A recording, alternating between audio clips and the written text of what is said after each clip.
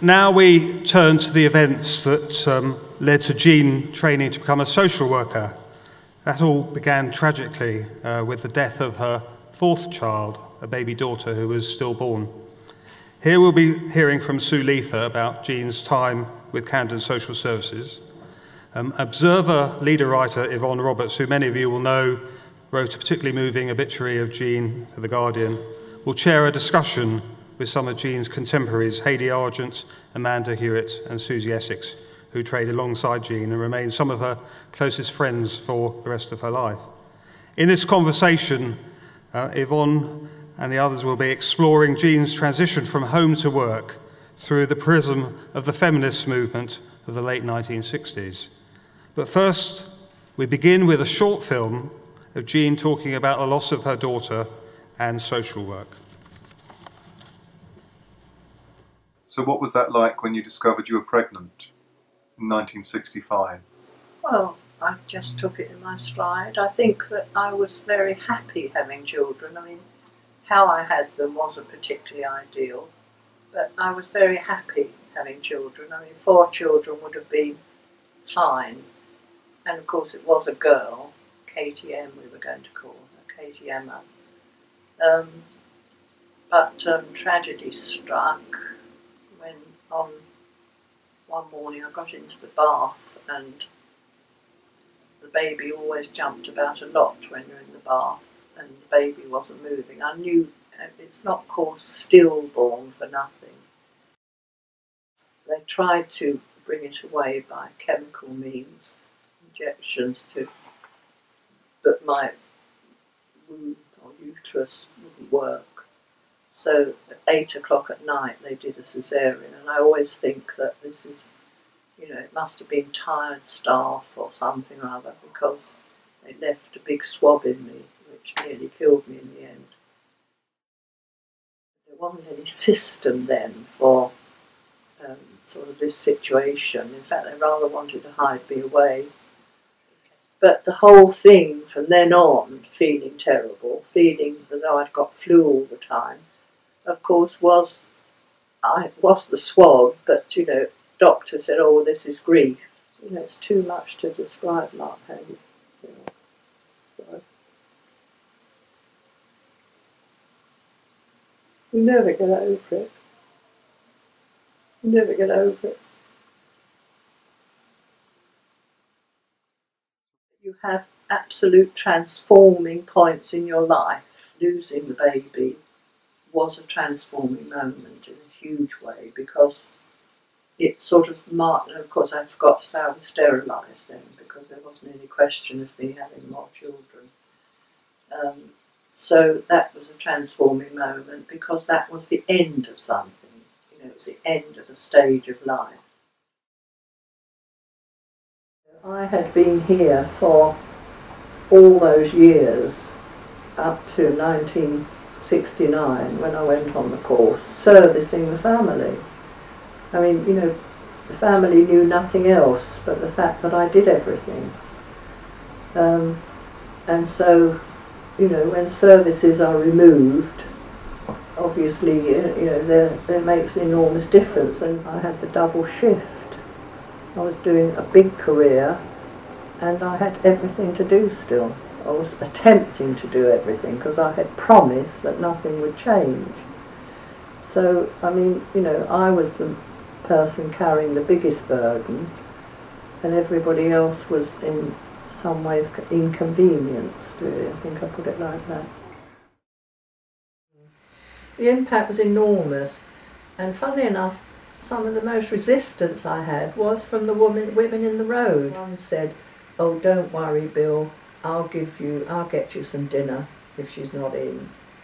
They were sort of making a joke of it, but they were really saying you're not going to be able to do it all. And the other thing, one of them said to me, aren't you worried about neglecting your family? Well, as I'd worked full-time for 18 years doing it, and really it wasn't on my agenda to neglect the family, which indeed the family would say they were not neglected, I'm sure. It was more or less service as usual, either through me or from Nana. The whole of family life and my life, of course, and Dad's life, that don't forget he hadn't really known what it was going to be like, so he'd signed up for something that he didn't like in the end, and I must say, I don't think he liked me as much.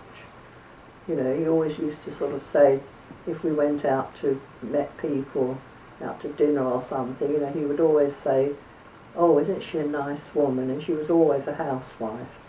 You know, she was always sort of being what he wanted me to be, back in the kitchen, really. Mm-hmm. But, you know, I thought, well, it's my turn. I'm not doing anything nasty. I'm going to contribute economically to the family, and I'm finding out who I am and what my potential is and what my capabilities are. Mm-hmm. Which, of course, you know, when I got to Camden, I found that my capabilities were pretty enormous. I think the highlight of the course was the experience we had together. Like, you know, just was like paradise for me. First of all, there was a library, you know, you sat around having conversations and arguments. I think that was the richness of the course, was where everybody had come from. Some had just left university, some were very, very clever, and some of us, as I said, had life experience. And life experience, I have to give credit, counted for a lot. Really, it was sort of, had you got the confidence to do it. And then we all met in the pub at lunchtime. And I remember Keith Farmer, who could only have been in his 20s then, but he had worked in residential, knew far more about the kids that came into care and everything. I didn't know anything about that. And I remember him saying, what are they doing having silly old cows like you on this course? Like, what do you know about social work? which I reminded him of years later when I was his boss. But there we are, it's another story. Can I hand over now to Yvonne Roberts with Heidi Argent, Susie Essex and Amanda Hewitt up on stage, who will take us through the next one. Thank you very much. Thanks. Jean would have absolutely loved this. She would have made a few changes and improved things, obviously, but she would have really loved it, so it's a great honour. For about the last 12 years of Jean's life, we would meet in the cafe in the British Library, where she would proceed to tell me off for something I'd written, all the time making me feel I was being complimented. And even though my dad came from North Wales, that didn't really save me. So she was quite extraordinary. And one of the things she was very extraordinary about was, I realised as I got to know her that she was in middle age in the 60s. And you know, they say about middle age that the narrow waist and the broad mind somehow changes place. And Jean actually had the broadest mind that I'd ever come across, really. And in the 60s, as I'm sure we've got an amazing panel here, what's extraordinary about all of these women is that in the 60s, when Jean sadly lost her baby, it was only the year after married women were allowed to keep half their allowance in law. The abortion law had only just been passed. Equal pay hadn't come into force. There were no women's history. There was no women's studies. There was no Ms. was seen. If you said you wanted to be called Ms., you were regarded as completely off your trolley. And this was all for women in their teens and 20s, as I was. For the people on the panel here who were heading towards middle age, it was incredible that they actually challenged and carved a different kind of life for themselves. So what we want to explore really is what Jean used to have this saying about having transformative moments, and at the age of nearly 40, to leave the home and take on a new profession in spite of objections, and ironing apparently 19 shirts a week for her husband, is quite something. So I just want to ask each Susie, Heidi and Amanda, where they were in the 60s and what their connection was with Jean. So if I can begin with any one of you. Yeah. I'm in a slightly different role because I was at Jean's transformation, mainly around the loss of the baby and the loss of my mother. But the impact of Jean going on the course was huge, because I sat in front of her Aga listening to everything she learned. So all those conversations would come back and change my life. I was meant to be a geography teacher or a PE teacher, became a social worker, and have taken her influences across the world, genuinely, to Australia, Aboriginal people, First Nation people in Canada, have benefited because of her course. What do you think was the trigger between her losing Katie Emma and the social work? I think for me, because I'd just lost my mother, for her, she knew there was no going back, that was like a fault line in her story about herself as a mother. And suddenly, this whole world changed and opened up. And I learned that too, that once you've had a significant loss, life has to be different. So I will hand over to Heidi, people who were actually alongside her. Heidi, you were at the North London Poly, manning the barricades, were you not? Well, sort of, but I mean, Jean and I were the two oldies. There was one woman actually who was a year older than us, and then it was Jean, and then it was me. And we were considerably older than all the rest of the course. And that was what was wonderful. We were part of it. I felt as much at ease with the young ones as I did with Jean, and I know Jean did. And I think Jean mentioned that the group was great. And we felt part of something that I think we thought we never could be. It was like a new beginning for us, a new start in life. And certainly for me it was, because I changed careers, and I wasn't as housebound as Jean had been. And I came on the course with much more kind of support from my family. So that we had a lot of discussions about how this could be and the differences, and I was amazed to hear that Jean ironed sheets. I'd never ironed a sheet in my life. I heard later that she even ironed napkins and tea towels. And I mean, you know, this was a kind of life that I knew nothing about. But Jean knew it, loved it, and maintained it, and yet made this enormous leap into the group. How do you think it influenced her role as a social worker? Because you could obviously see that there was a women's story that sometimes didn't get told. Oh, I think she was almost painfully aware of women's lives in a way that only her experience had given her. And as she said, all her feelings about her grandmother and her mother, all that played an enormous part in her development and in the way she looked at women. And she taught me a great deal about working with women. Amanda, you worked with Jean. I never worked with Jean.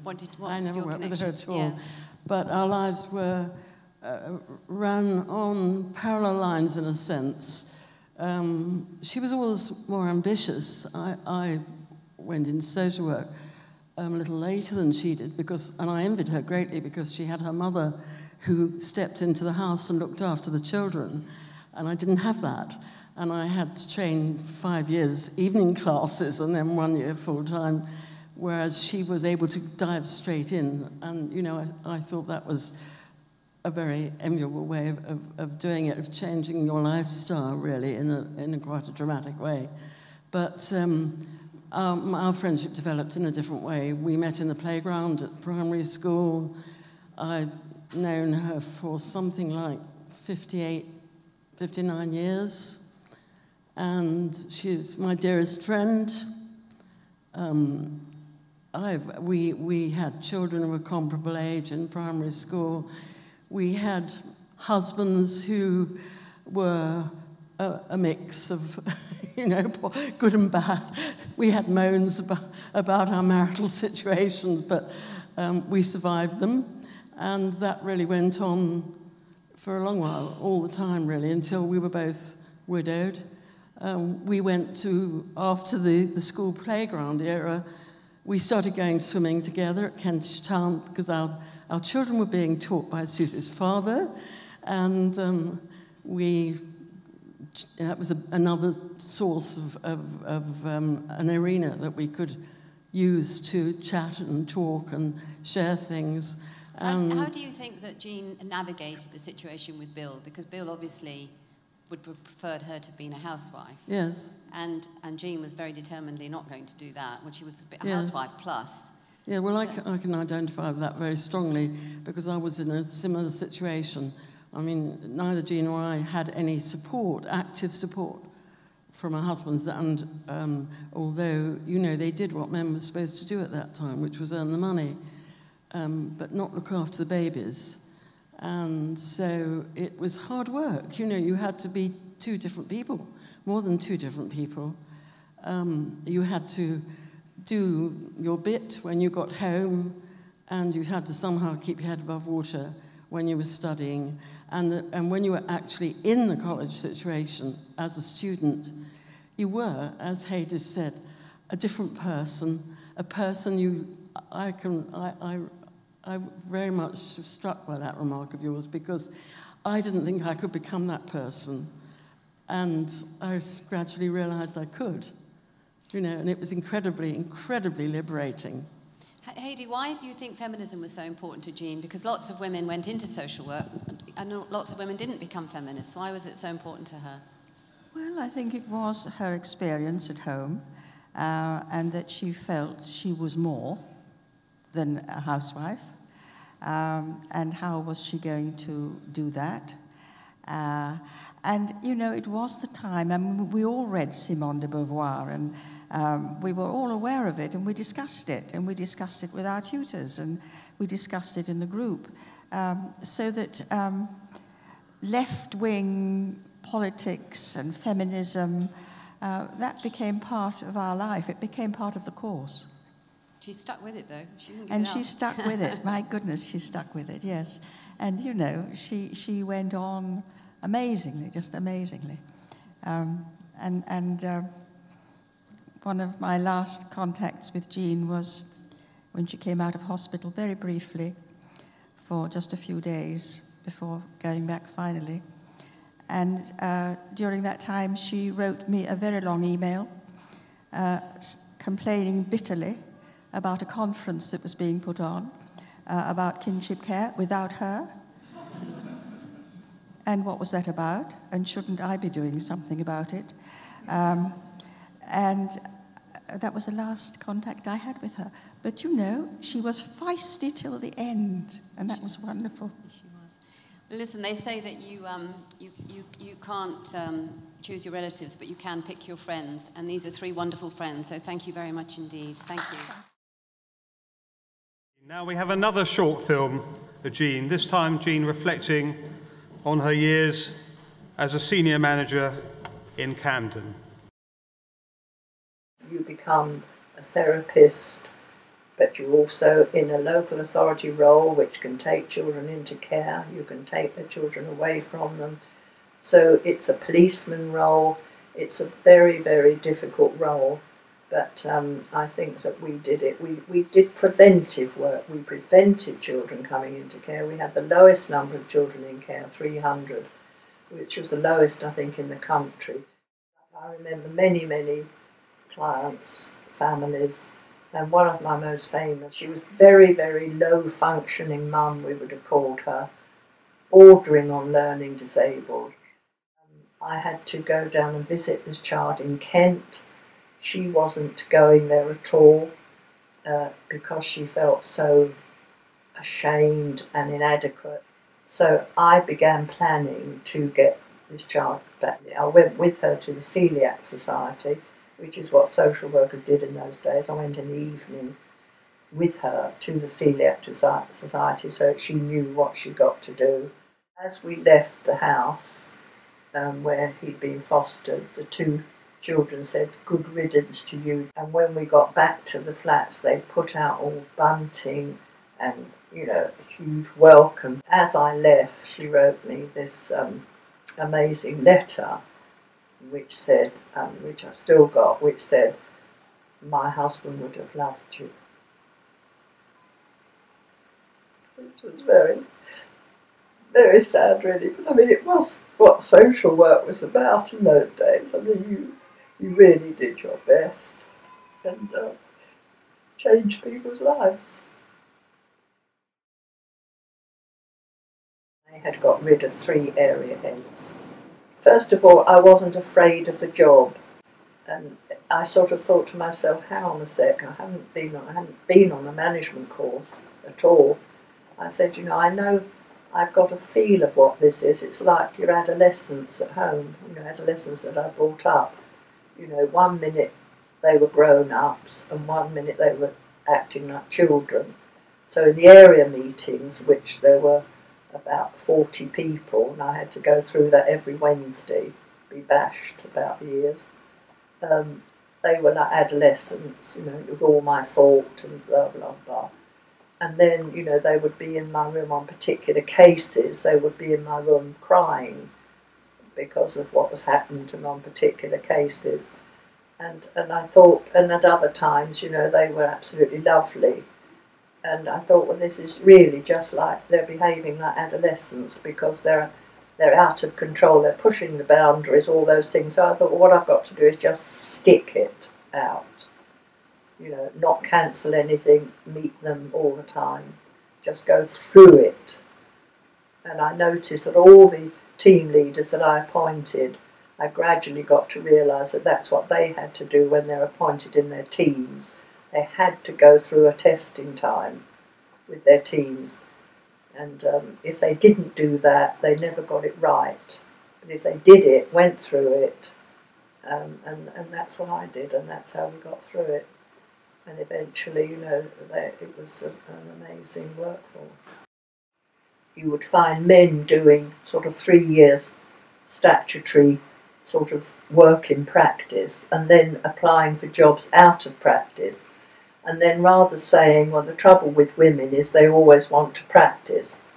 What I felt is that I knew every case that was on our child protection register. I thought I had to know them.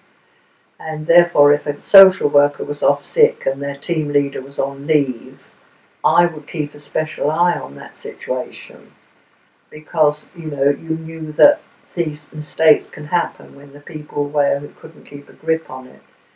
And I personally could have gone out. I kept my hand that much in practice, which was not thought at the time to be very good. But don't forget that those days I didn't have to worry about budgets. That was all taken care of. So I kept very much in practice, in touch with the practice. And when we had child protection case conferences, and I chaired 200 in the last year I was there, with the education, the police, the health service and ourselves, we worked so well together. And if there was a wobbly social worker, we only need to look. And we didn't have to humiliate that person. We just, afterwards, I picked up and, made sure they were getting a bit of extra help. Because if their reporting to the case conference had not really hit the spot, something had to be done about it. They had reflective supervision through their team leaders, and then I had reflective supervision with the team leaders myself. And everybody demanded that. They would have gone to the union if they didn't have it, because they needed it. If you're doing work where you can get involved with such messy families and situations, you can lose yourself. So you have to be able to talk those things through. Again, something that's completely almost lost in social work today. They were quite a young workforce, and they were. We didn't really talk much about end of life or what happens as you get older and all this sort of stuff. And so I had come across Lily Pincus, and I asked her one day if she'd come down and talk to our area meeting, which is usually, as I said, about 40 people there. And they all moaned and groaned a bit, we're too busy and what's all this about and all that. Anyway, they came, and she was so unbelievably intelligent, knowledgeable, empathetic, softly spoke and so spoke with so much authority about loss and that sort of stuff. They were absolutely, well, they were practically in tears, and they got, you know when it's getting across to people, because they went very quiet, and they all said afterwards, you know, how valuable it had been. I said, well, can I give you a lift back? And she said, well, I'm meeting a friend up at Kenwood as it happens. So I said, oh, well, I can easily take you up there. And so on the way, I said to her, you know, your family must be so proud of you. And she said, oh, no, she said, they're fed up with me. They think I'm always on about the same things. And like, for goodness sake, why don't, because she was pretty old, why don't you behave like an old person and all that sort of stuff. Rather similar to what I've been through myself.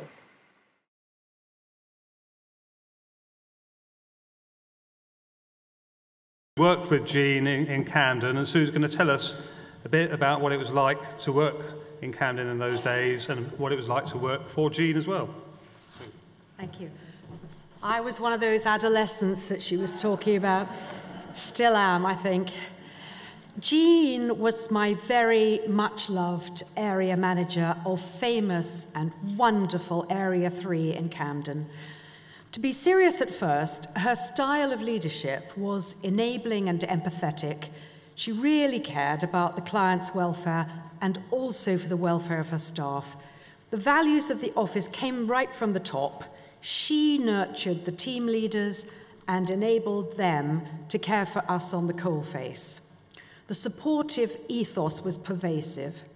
And when you think of the stress levels in the work now, and how workers' stress today is uncontained, you long for the style of Jean Stogden.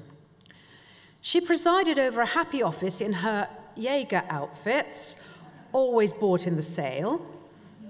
This is Marks and Spencer's, but it emulates her image. She could chat easily and warmly to anyone about her morning swims, her AGA, her bill, her boys, and our cases. Her door was always open, and she was always accessible. But we used to send her up something rotten about her grey areas. This was where a decision or a plan was not clear-cut, and a solution might take a while to emerge. It's taken me years to climb down from the send-up and realize that very few of our cases are clear-cut, and Jean's grey areas were really her ability to see both sides of a case, give parents and families the respect due to them, and give us the space to reflect. In retrospect, this was a necessity. These grey areas gave us great fun at our memorable Christmas parties. At one, we set up a blind date scenario with Cilla Black, and Jean was the contestant for a date. And Cilla said, "Hello, Chuck, what's your name?" And the social worker playing Jean said, "I'm Jean Stogden." "And where do you come from, Chuck?" "I come from a grey area." "And what do you do, Chuck?" "Well, I go to lots of meetings and conferences, and I talk about priorities, and I support my team leaders, and I go swimming." So when we were taking the piss out of the grey areas, we were also noting that she did support us profoundly. Another Christmas had Jean as the Queen of Hearts at a Mad Hatter's tea party. The Queen of Hearts said, "Let's talk about the Knapsbury model." I can't remember what the Knapsbury model was, but it was one of her things. As was racism awareness and women's issues, which we used to call her flavours of the month. And then the Queen of Hearts would say, "Is one of my team leaders leaving because I haven't made my banquet for them yet?" And she did. She made dinner at home on her AGA for all her team leaders. She was so much loved and respected. And when she retired, only to go to other careers, we sang her this song, which actually I think I've probably only got time to do one verse of, but if over a jar you'd like the rest of it later, we could do that privately.